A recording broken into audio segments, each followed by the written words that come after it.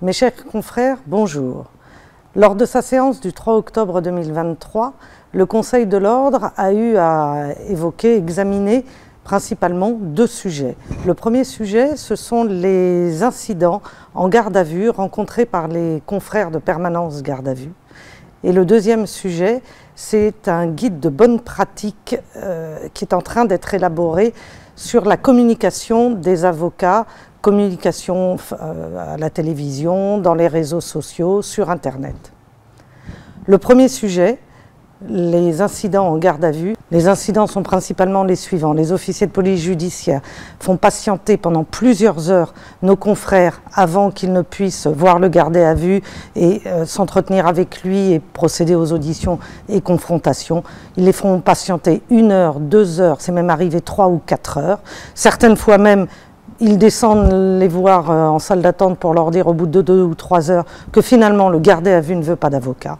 C'est totalement inadmissible de faire attendre de cette manière-là.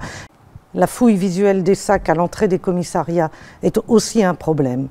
En conséquence, le Conseil de l'Ordre a demandé à ce que le vice-bâtonnier Vincent Nuoré, assisté de quelques membres du Conseil de l'Ordre et de la vice-bâtonnière élue Vanessa Boussardo, rencontre les commissaires de police et commissariats en question, les représentants de la préfecture de police ainsi que la procureure de la République pour indiquer fermement que les avocats doivent être respectés dans leur exercice de service public de la défense.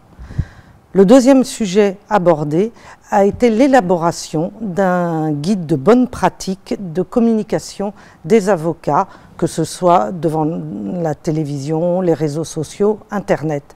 Ce guide est en pleine élaboration, va être bientôt sur le site de l'Ordre et vous saurez donc ce que vous pouvez dire ou ne pas dire devant la télévision lorsque vous êtes interviewé, comment ne pas violer le secret professionnel, le secret de l'instruction, ce que vous pouvez faire et ne pas faire sur TikTok, Instagram, etc. Pouvez-vous vous prendre en selfie avec votre client à côté qui va être entendu dans un commissariat, par exemple. Ce genre de choses. Ce guide des bonnes pratiques va très prochainement être sur notre site lorsqu'il sera complètement fini d'être rédigé.